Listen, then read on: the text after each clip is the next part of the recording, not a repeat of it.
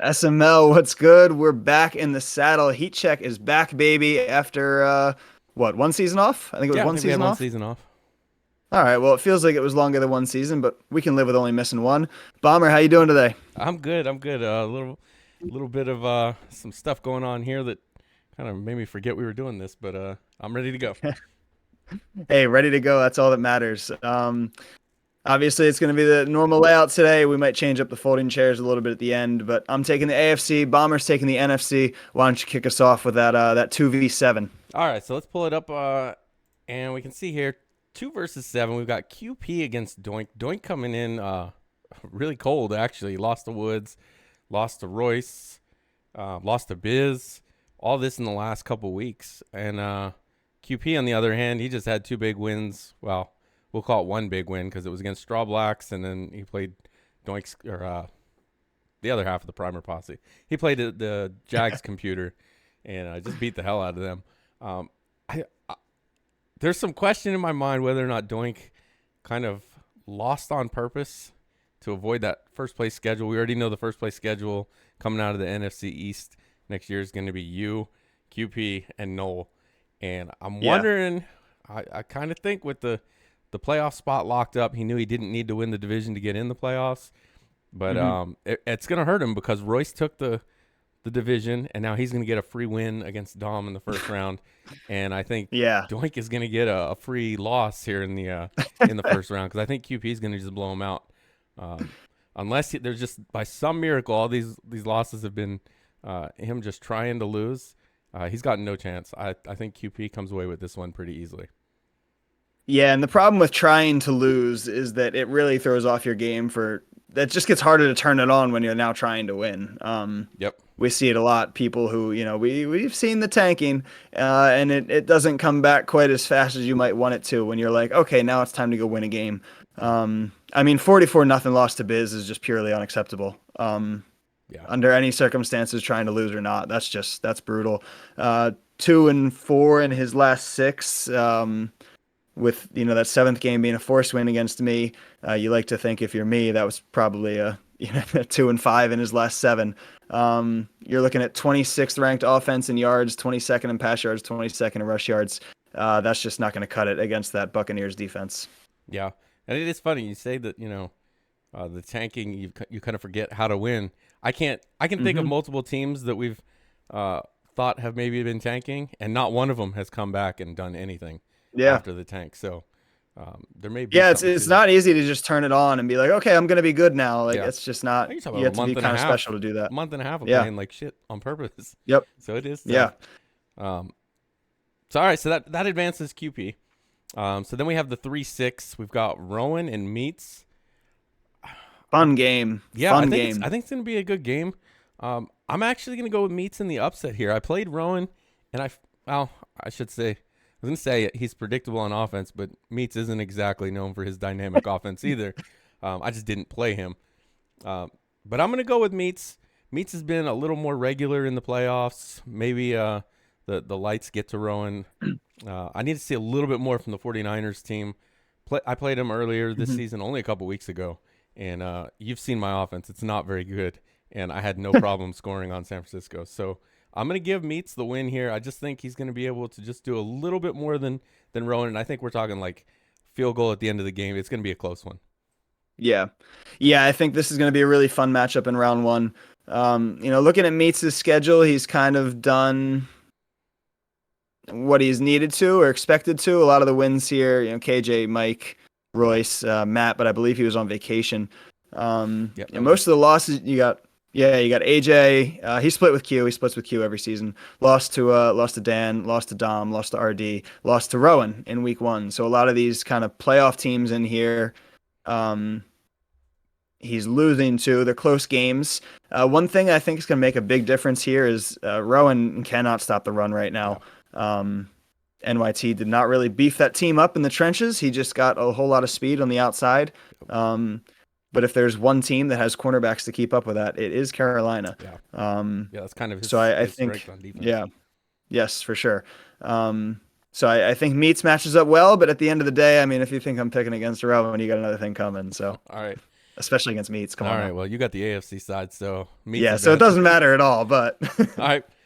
And then the last one, Royce versus Dom. Obviously, force win Royce. So that's gonna put in this scenario that puts you against Meats. You against Meats, QP against Royce. And I think we'll start with you against Meats, but dream I don't scenario. think it's even. Yeah, I don't think it's even close. I think he's got the corners to keep up with the 49ers. I don't think he's got the corners and the defense to keep up with the Packers because your passing game is going to be a lot more dynamic than that 49ers. And I think he just doesn't have the team to do it, let alone the skill to do it anyway. But I played your defense. It's really good. And I think that's going to just smother that Carolina offense. He hasn't really been that great on offense. And I think that's going to be the problem here. Yeah, I think quarterback hurts him in that one. Obviously, he does have Corral up to superstar, but we still see him kind of do those. I mean, it's not 86 throw under pressure, not great, not terrible, not great. We see him kind of every now and then just throw a bunch of bazillion picks, and they're all weird. They're off target. I mean, he had 23 touchdowns to 25 picks this season. My Packers defense is just simply too loaded with good AI players for that. Yeah, and I mean he's. You talked about his schedule and who he's played and who he's beaten. Being the third place team generally in that NFC South has helped. He hasn't had to play a tough schedule, and you've had the Saints and the Buccaneers at the top of the division. Now this time he's going to be number 2 after this season, but I think that kind of allowed him to kind of sneak in there with maybe not as good a team as some of these other playoff teams. Yeah, the Panthers, this version of it is a little underdeveloped. They started out much worse. I think they were actually the worst team based on overall. They very well may have been, yeah. Yeah, I know on overall it was ugly. He's still got Kenya Brown doing his thing, but Kenya Brown's going to have a tough time, I think, against the likes of Kenny Clark and Devontae Wyatt. So yeah, I think that he could be up for a tall task in that one. Yeah, and then that puts Royce against QP. And another one where I think QP is going to have really, it's just going to be a speed bump getting over Royce. I don't think he's going to be able to continue to run like he has, which he's run decent with Tucker. But I don't think he's going to be able to do that against QP, and he's just not going to offensively be able to keep up. And that's going to be the difference. I think we're going to see in both games. It's going to come down to offense, and I think the Bucs and the Packers, possibly best offenses in the SML as a whole, let alone the NFC. So I think that sets up a Packers and Buccaneers NFC Championship. Yeah, with Dom giving out that force in round 1 here, it really kind of, I don't want to say changes the dynamic of the NFC because it's really been me and Q all along. Yeah. But I think it certainly eliminates a whole lot of intrigue getting to that point. Maybe me or Q fall asleep at the wheel. That's always a possibility. But at the end of the day, yeah, you're talking about this Cowboys offense, 31st in pass yards, 13 total touchdowns to 21 interceptions. This guy's got an average of 9 yards per completion. The drag offense, it's not going to work against the Buccaneers. And I just don't know how you're going to run on Vea consistently enough to be good. The defense can make plays for you. You got Parsons, you got Farley, you got Trayvon Diggs. But it would take kind of a collapse on Q's part to lose that one. Yeah, I think the big thing during Royce's run here to get to this playoff spot has been Micah Parsons and that defense just getting tons of pressure. But I just don't think it's gonna keep up. And even then, he's not going to be able to score at the rate the Buccaneers or the Packers will. So it's just going to be, like I said, Bucs Packers, not a shocker to anybody that it ends up those two. Yeah, you can get guys off the field with Parsons, but if you give the ball right back, it's not going to be doing a whole lot for you. Which, by the way, have you seen Micah Parsons' numbers? He has 20 and a half sacks. Yeah, I've seen him firsthand twice. Yeah, I guess you've seen him quite a bit. Yeah. Nobody else in this team has above 4 after that, but 20 and a half from Micah Parsons can certainly do a lot of damage there. Yeah, so Packers Bucs NFC Championship, we see a rematch. I don't think we get a rematch or a repeat of the results. Really, that was your game to lose last season, and you just did. You were able to, and I sure did, in spectacular fashion, defeat from the jaws of victory. And so we're hoping Hoping that doesn't happen again. That was a big swing right there. I mean, it was last 2-3 minutes. So I think this time around, you won't have the same kind of meltdown. Maybe taking it more serious. I don't know. But Yeah, that's one of those memes where they like show the score or whatever, and they show me playing, and it's like moments before disaster. yeah. But this time, I think it's gonna be the Packers, just the better all around team, and I think you'll be a little more locked in. Maybe kind of took that one for granted, especially when you got the lead early. I don't see that happening this time, and I see the Packers being the NFC representative in the Super Bowl. Yeah, I certainly hope so. I got some unfinished business after that, and hopefully it doesn't come down to an ice kick because I sure can't do that to myself again. Yeah. Uh, would love to avoid that. But NFC, we start out with 2 versus 7, which I believe is another force, Dan and RD. Yep. Which is a shame because that was going to be a good game, especially with the way that Dan's kind of psyched himself out in some of these playoff games recently. But he gets the first one out of the way and he moves on. So not going to put a whole lot of effort into that one. Yep. But it takes us into what I think is definitely our best game, which is Bean and Matt, 3 versus 6. Bean with the 3. I'm not sure anybody saw that necessarily coming when you say that matchup. Great season for Bean, 12-5. I think a couple of those took some forced losses in the end. Something about slip and slides. I don't know what was going on there. So I don't know if anybody wants to fill me in, you can. This should be a good game. Matt, obviously he loves telling us how bad he is. I don't know how he's going to pull that off in this one as he plays Double Rice No Playoff Wins, who's I believe now 0-11 in SML playoffs. So this should be fun. I'm excited for it. Matt, we've seen in the Super Bowl, we've seen him beat Dan a couple times in the playoffs. We've seen him take Prime down in the playoffs. This is, no slouch of a first-round matchup as a 6 seed. Common sense says Matt, but I've kind of been picking Bean very often in the playoffs recently to no success, and I think no, never mind. I'm gonna take Matt. Yeah, so we're at a bit of a time crunch, so I'm gonna assume we're gonna just skip the folding chairs. To me, this may be the most pressure of anyone in the SML for the playoffs, and maybe it'll surprise people, but I'm gonna say it's Matt.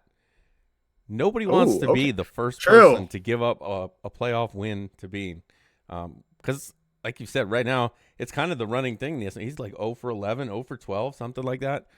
You don't want to be that first playoff win he gets. No. And so if there's any pressure, I think it's on Matt. At this point, Bean's got to just accept he's going to lose. Yeah, you just walk into it hoping that you can like stumble into somehow having a higher point total at the end of the game. Yeah. However you get there. He's got to be just mentally defeated. So I don't think there's any pressure on him. Everyone in the SML primer and maybe the entire EA community expects him to lose at this point. They're talking about it in the CFM Neon. Yeah, it's something. Or not Neon, the CFM Discord. They're talking about the Madden 24 is a make or break year, and one of the things is find a way to get Bean a playoff win. And so you don't want to be that guy that gives it up. And I think that could be, as much as Matt, trashes himself more than anything, says he's not good, he don't want to be the guy to give up a playoff win to Bean. So I think this one, I think you're right on the pick, but I think there's a lot of pressure on Matt. Yeah, I definitely see that. The one thing that could really, really hurt Bean in this one, he traded away Tyson Campbell. He has lost a good amount of speed in the secondary here. His fastest corner is 92 speed. Going up against Hill and Waddle, that could be an issue. So he's got to hope that pass rush gets there with Trayvon and Josh Allen. Yep, absolutely. Well, I just pressed the wrong button. Apparently, I'm in the rookie spotlight. All right, so the next one is the Browns and the Broncos. There you go. The Browns and the Broncos. Another good game. Nolan Monty. We've seen Noel a couple times in this spot. Wins that AFC North. Gets a tough first round wild card against the loser of usually either the AFC East or Monty, the loser of that AFC West. Same thing happens here. Monty's kind of back. I believe he missed the playoffs last season. We've seen him a little more in chat recently. Having a pretty good season, kind of a weird season. Good record numbers wise, not super great. Only a 23rd ranked offense, 15th ranked defense. But you know what you're getting out of Monty. You're getting somebody who's just going to go in there and just wing it. You have no idea what's coming. He doesn't know what's coming. He doesn't know what he's doing. Most of the time it works. He's got 1, 2, 3, 4, 5, 6 straight wins. One of them is over Prime, 43-32. So this is a team coming in hot, coming in confident, and a confident Monty is a dangerous Monty. So I think I'm going with the Broncos here. Yeah, I think I picked against Noel last time we did this, and he had a big win um, in the playoffs. But It was against Bean. yeah, it was. So it's tough tough to decide what Monty you're gonna get. Like you said, it's kind of Yeah. a Jekyll and Hyde type thing with him, and I think Noel actually is gonna pull this one out. Just for whatever reason, Monty's been talking a little bit since he got over Prime, and usually what happens right before the fall is he runs his mouth a lot and then Yep. he falls down. So I think this one's gonna go to Noel. Yeah, and Noel's coming off some big wins here too. He beat Matt 21-14, beat Finns to help lock up that division. I took down Dump in week 15. So not is not coming in as a slouch here. If Myles Garrett starts doing his thing where he's getting insta pressure, every single play, and he's just sending tackles to the shadow realm, that's the kind of thing that gets in Monty's head. It's not necessarily the weird decisions or the bad clock management. For him, it is stuff like that where he snaps the ball and Myles Garrett sacks him with his own right tackle. And So Monty's really good with the user, but he can be beaten on the ground because he'll over pursue a lot of stuff. So if Noel can get Chubb going, especially, and just not resist the urge to try and throw those deep shots to his speedy receivers, and just take what's there and use Nick Chubb to kind of bludgeon Monty, and eventually he's going to make those mistakes. Yeah, he will. That Chubb and Myles Garrett combo can be vicious. Unfortunately, we rarely see Noel get through a playoff game without making a couple of those just big self-destroying mistakes.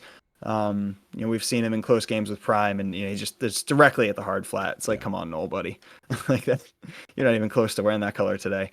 So I'm still leaning Monty, but I definitely think that you've got a good chance at Noel getting that. So that would give us it looks like a Matt second round matchup of Matt and Prime, which of course I don't know if anybody really wants to see, but we kind of want to see. It's one of those weird, like, we all know Matt can do it, but will Matt do it? I don't know. Prime did get 20. Matt was very excited about that. Matt played a factor in letting Prime get there last season. So maybe maybe Matt feels confident enough that he can win this one. End of the day, though, I don't see Matt playing strong enough right now. He's coming in a little colder than he usually does. He missed a couple games this season. Again, coming off that loss in week 18, I might have rested starters. Yeah, I think he did. Yeah, I think he did rest starters in that one. Can I pull up the stats fast enough to where he I was feel playing good? Noel, and Noel played his starters, and Matt did not. Yeah, we've got Eric Ezukanema as the leading receiver in that one for an incredible 8 for 181 day. Maybe he should get him in the rotation. Yeah, he might be the only one. Oh, that might be the only game not a receiver named Jalen Waddle leading. Yeah, that's fair.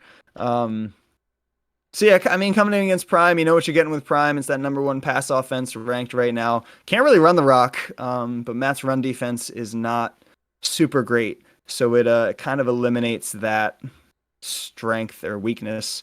So I want to say Matt can do it. I don't see it happening. I think we're gonna get the Chargers moving forward in that. Yeah, I'd agree. But then the real interesting one, you got Dan and Monty. We've seen this a couple times now. Back-to-back times in the playoffs they played, and back-to-back times Monty should have won. He did win the second one. However, we have definitely got a different version of Dan this season.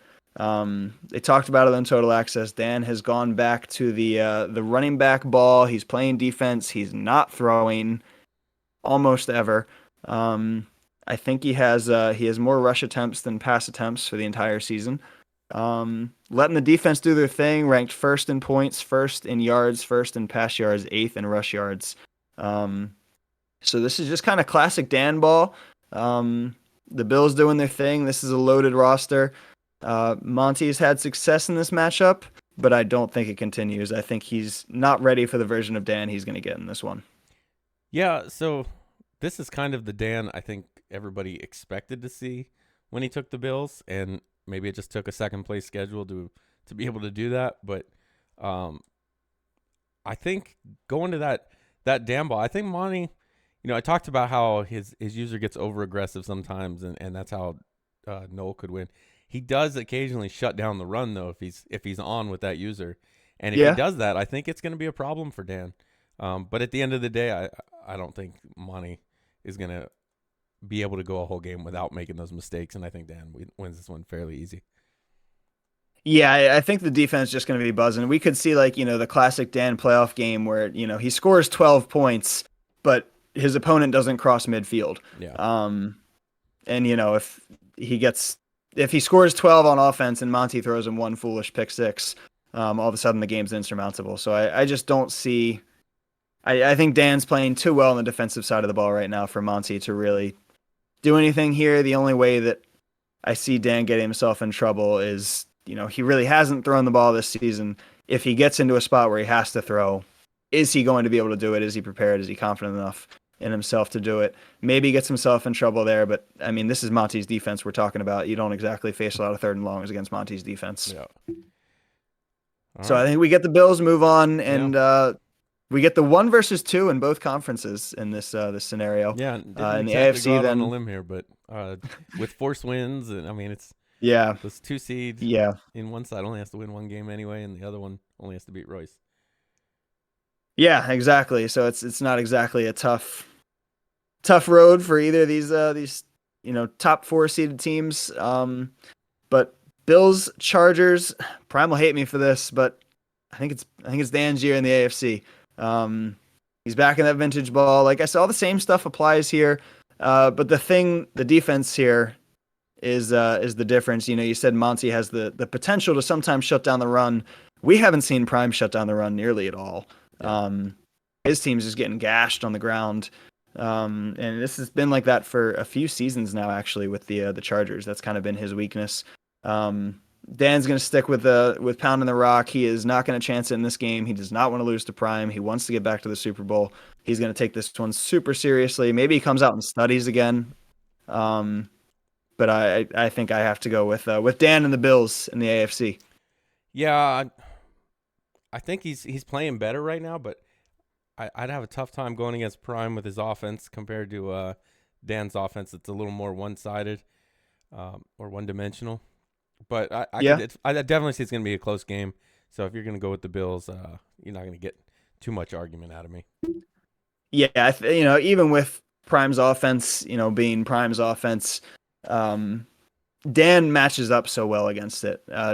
Harrison's going to have just no room to run.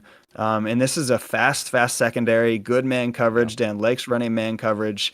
He's going to be prepared for the Keenan Allen over the middle. He's going to be prepared for the curls. He's got 94 speed Isaiah Simmons lurking over the top. You got Trey White. You got 95 speed Kaiir Elam, whatever his name is.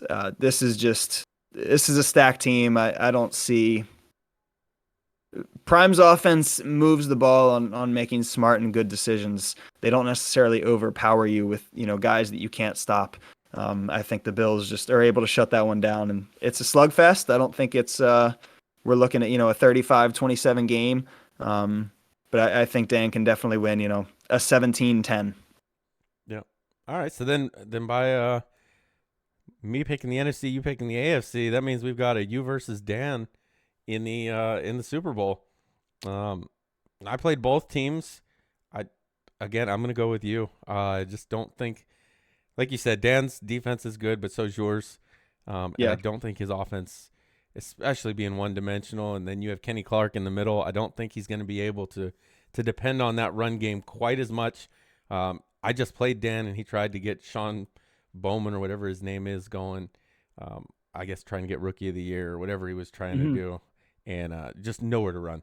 I think he averaged like Yeah. 2-point-something yards per carry. It was the inside stuff shuts down kind of what he wants to do. I don't think that running back is as good as everybody was saying. And I think that's where he's going to run into a wall, and then he's going to have to rely on Josh Allen, who the only reason we haven't heard him complain about Josh Allen is because he hasn't used Josh Allen. Yeah. It's been the Bowman show, and he's gonna have to do something different. And I'm sure we'll get a bad throw and he'll blame Josh Allen, and I think that'll be the difference. Yeah, I would certainly hope so. If there's one guy who's had my number in Super Bowls in this league, it is Dan. I'm actually not sure I've beaten him yet in one. So he's had my number in that. We haven't played in a while. It's been I didn't play him this season. I don't think I played him last season, so it's been at least 2 seasons since I've faced him. Close game, good game. My defense has definitely come a bit further since then. Team has obviously developed. We have very similar fronts, just in style wise and how the players play. Very comparable. Jordan Davis, Kenny Clark, Sweat on the outside, Rashawn Gary. So Barno, Reddick, kind of very similar stats, very similar styles. So hopefully that kind of plays to my advantage. But I definitely like my chances if I can get the offense rolling. I think that's really all it'll take, and I should be able to stop him 2-3 times, and if I'm doing my thing, that should be enough. Yeah, I think that's how it's gonna go. So, I guess real quick, since we don't have a lot of time, if you had to give out some folding chair numbers, who do you think has the highest amount of pressure on them this playoffs? Well, I love what you said about Matt. I think that's a very real thing. You don't want to be that guy. It's kind of like when you're playing meets, when you're playing the namesake of the folding chair scale, you don't want to lose that game, right? It's not a good look. You don't want that. So, you're playing against Bean. I think that's turning into a very similar circumstance. Nobody wants to be the one. If Bean is 1-12, you don't want to be the one. Yep. So I see that, but I think the other glaringly obvious answer here, probably our only other 10. You could maybe argue that Q's a 10 just because he didn't win last season, but he at least got there.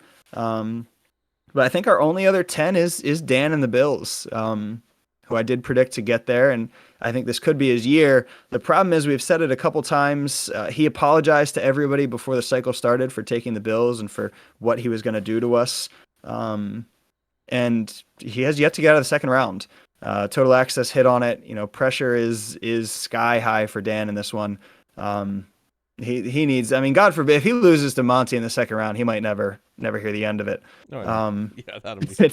It might be a wrap for him. He might need to consider, taking the last season off or something. If Prime beats him in the AFC Championship game, Prime's going to lay it on thick. If I beat him in the Super Bowl, I'm going to lay it on thick. This is a guy who he did win his pre-blip Super Bowl, but everybody's forgotten about that by now. It feels like it was 7 games ago. This is a guy who kind of needs one. He has yet to make an appearance. People are already talking about disappointing cycle. You don't want to go out, lose another one in the playoffs here and give people even more ammo than they've already got on your tough cycle where you took a loaded Bills team with, a 97 overall quarterback, one of the best in the game. You're Dan, you know how to team build. You've got Simmons, you've got Devin White. You got everything you could want on this team. If you don't get one here, it could be a real ugly final season for you. Yeah, I could see that, and then you hit on it too. Q not having a Super Bowl win. Yeah, those two. But like I said, Matt is my number one because you don't want to be the guy that loses to Bean. You don't want to be that 1 in the 1-12. That's a bad time. And Matt will give us the spiel. Oh, I'm not very good, and Bean played a good game, and I'm washed. But everybody there knows the truth, Matt. Yeah. All right. Well, that's been this episode of Heat Check. We kept it a little short for time. I know you got I don't know, what is it, a Chameleon's birthday party or something going on. I have a surprise birthday party. Nobody wants to be the guy walking in after the person getting surprised, Yeah. You don't want him to waste the good surprise on you. Yeah, exactly. It's just, you walk in, surprise, and no, sorry, not me. Yeah. She's right behind me though. She knows now. All right. Well, we at least got this in before any games played. So we'll see how that's a first. How our picks first in a while. One game sneaks in right after advance, but this time we got it all in time, and we'll see how it goes. I guess we'll see you and Prime on the commentary tonight. Yeah, that's the goal. Hopefully, I get back in time. We'll see. All right. Till next season. It's been Heat Check.